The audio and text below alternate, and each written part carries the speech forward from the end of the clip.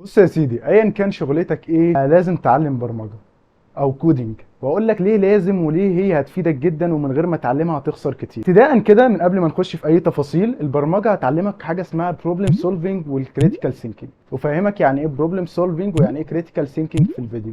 البروبلم سولفينج يعني حل مشاكل، والكريتيكال ثينكينج يعني التفكير النقدي. اكيد انت مش فاهم حاجه، انا عارف. بص يا سيدي، هي لغه البرمجه او الكودينج زيها زي اي لغه تانية. يعني مثلا انت لما بتيجي تتعلم انجليزي بتبتدي بالبدايات ان انت تتعلم كام ناون على كام فيرب، وتبتدي توظفهم مع بعض عشان تعمل جمله بسيطه. ومش هقول مفيده لان انت في الاول بتاخد صعوبه على ما تكون جمله ليها معنى حتى. فبرضك في البرمجه كده، انت بتتعلم في الاول كام كونسبت زي الفاريبل، لوبس، كونديشنز وغيرهم، بس هم قليلين. وبيطلب منك ان انت تبني بروجكت كبير، كبير قوي بالنسبه للي انت اتعلمته. يعني كام حاجه بسيطه طلب منك تعمل بروجكت اكبر من اللي انت اتعلمته بكتير. فده بيوصل عندك فكره ان انت يعني مثلا تفكر في الحاجه بطريقه ان انت المشكله الكبيره تقسمها لمشاكل صغيره، وكل مشكله صغيره تحاول تحلها لوحدها، وبعد كده تجمعهم مع بعض عشان تحل المشكله الكبيره. فدي برضو الجزء بيتحط تحت البروبلم سولفنج. فده في حياتك العمليه هتلاقي ان انت دلوقتي لما يبقى عندك مشكله كبيره، ايه ده مش عايزه تتحل، ده الموضوع صعب ومش هتتحل خالص. لا، هتلاقي ان انت بتقسم المشكله الكبيره دي مشاكل صغيره، وبطريقه سهله جدا تلاقي ان المشكله بتاعتك دي اتحلت.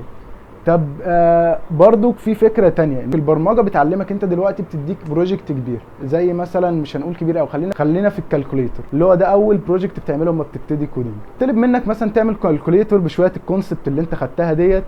فبتفضل بقى انت بدماغك تفضل تقسم الموضوع، تشوف مثلا العمليات البسيطه اللي هي زي الجمع والطرح والقسمه والضرب، تحطهم مع بعض في سيكشن، وفي سيكشن تاني بتحط مثلا القص، الباور او الجذر، السكوير روت، والحاجات اللي هي بتبقى محتاجه عمليات ادق او ممكن تاخد وقت اكتر في البروسيسنج.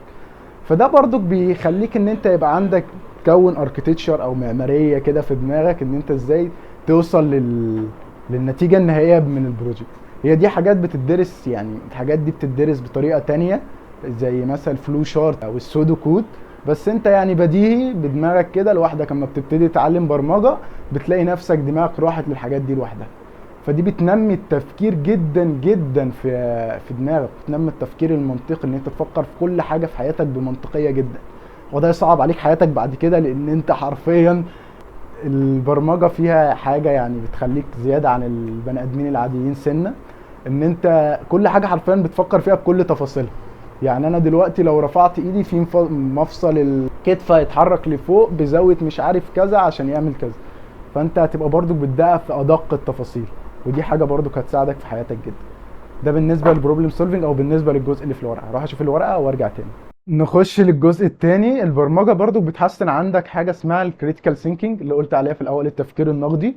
هي بتحسن حاجه زي كده ازاي؟ انت مثلا في مثال الكالكوليتور ده او الاله الحاسبه عشان ما نروحش بعيد، اليوزر بدل ما يدخل لك او المستخدم بدل ما يدخل لك رقم لقيته دخل لك حرف مثلا، او دخل لك ايا كان حرف بالانجلش، سيمبل، علامه، ايا كان اللي هيدخله، وما دخلش رقم، كان يوزر غبي يعني. فانت اما بيحصل كده بتعمل حاجه اسمها ايرور هاندلنج، بتتوقع كل الاحتمالات ان اليوزر دي يعملها. ان هو ممكن يدخل حرف فاقول له بعد اذنك احترم نفسك ودخل رقم، مش عارف ايه، بعد اذنك اعمل كذا ودخل الانبوت الصح عشان اعمل لك العمليه بتاعتك.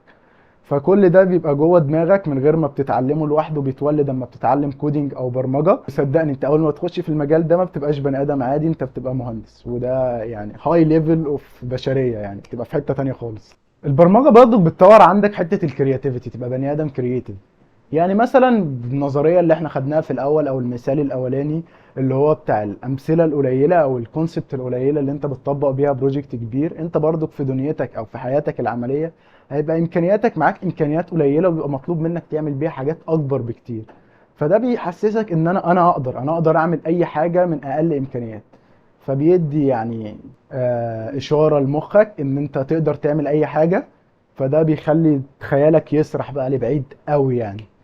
وبيقربك برضو الفكرة ان البرمجة كلها سيرش على الجوجل وعلى اليوتيوب، فبيخليك قريب من التكنولوجيز الجديدة. يعني مثلا شات جي بي تي، جوجل بورد، اي ايز كتير قوي شغالة على الانترنت بتشتغل في كذا مجال.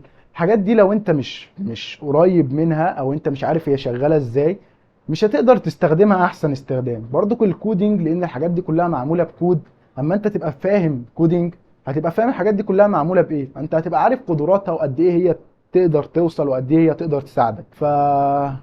البرمجه مية مية. نروح لتاني استفاده او تاني حاجه، يعني مش عارف، هنروح لتاني حاجه او رابع ايه في الدوس. اخر موضوع معانا هو ان البرمجه بتعلم الصبر، تخليك بني ادم صبور. لان انت على ما تلاقي الريزولت او على ما تلاقي نتائج واضحه بتقعد وقت كتير قوي. يعني مثلا ممكن تفضل تعلم كودينج شهر شهرين ثلاثه وما تحسش ان انت عملت اي بروجريس او اي تقدم ان انت تبقى مبسوط بيه. بس بعد الثلاث شهور التانيين، يعني انت بعد ما خلصت اول 3 شهور، تاني 3 شهور بتلاقي بقى يعني كميه من البروجكتات طلعت وحاجات غريبه. فان انت تصبر اول 3 شهور ده او اول فتره على ما انت تجمع الكونسبت المهمه اللي انت تقدر تبني بيها، ده بيعلمك الصبر. بيعلمك برضك في حياتك العمليه ان انا يعني ما بقاش مستني كل النتائج بسرعه، لا انا اقدر استنى واستنى اكتر، وعارف ان هو بعد كده اقدر يعني الحاجه دي هتديني اقدر ازاي اعمل خطه على المدى البعيد. ما بقاش كل حاجه انا عايز اخد الدرس ده دلوقتي، طب انا اطبق عليه حالا وعايز منه اوتبوت حالا، عايز منه نتائج حالا. لا، انا ممكن استنى فتره طويله قوي على ما يديني نتائج، بس ساعتها يديني نتائج كويسه جدا. فالبرمجه بتخليك صبور جدا قوي يعني الموضوع صعب شويه بس اتعلمه كده. انت فهمت البرمجه هي مهمه ليه وبتحسن ايه عندك، زي البروبلم سولفينج، كريتيكال ثينكينج، كرياتيفيتي، الصبر وحاجات اكتر، بس انا مش هقدر المها في فيديو واحد. بس تعال نروح للنقطه اللي بعديها. دلوقتي انت مثلا لو نويت تتعلم برمجه بتسال نفسك ابدا بانهي لغه وابدا منين.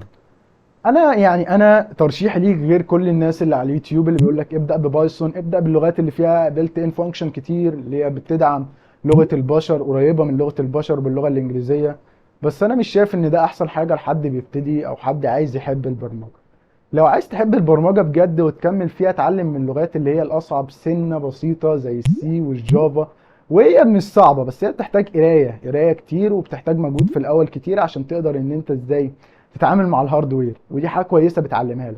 ازاي تتعامل تاكسس مثلا مساحه في الرامات، ازاي توصل من فايل لفايل. تحس ان الموضوع جميل، يعني بتديك قوه اكبر من اللغات التانية، او مش بتديك قوه اكتر من اللغات التانية، بس اللغات التانية بتهندل لك الحاجات دي او بتعملها لك من غير ما انت تعملها. بس صدقني لما انت تعمل حاجه زي كده بنفسك هتحس بقد ايه انت عندك قدره ان انت تقدر تتعامل مع الكمبيوتر وتخليه يعمل حاجات ليك انت. فلو حابب تبدا، عندك السي والجافا، عندك كورسيرا او الثلاث مواقع اللي اتكلمت عنهم في الفيديوهات اللي فاتت. خش شوف الدنيا، شوف كورس كويس ابتدي فيه من تحت خالص وهتوصل لحاجه كويسه يعني. كده احنا خلصنا. كان معاك حمدي فرج من كويك تك. ما تنساش تعمل سبسكرايب، تدوس لايك، تفعل زر الجرس عشان يوصلك كل فيديوهات اول باول وتستفاد. والسلام عليكم.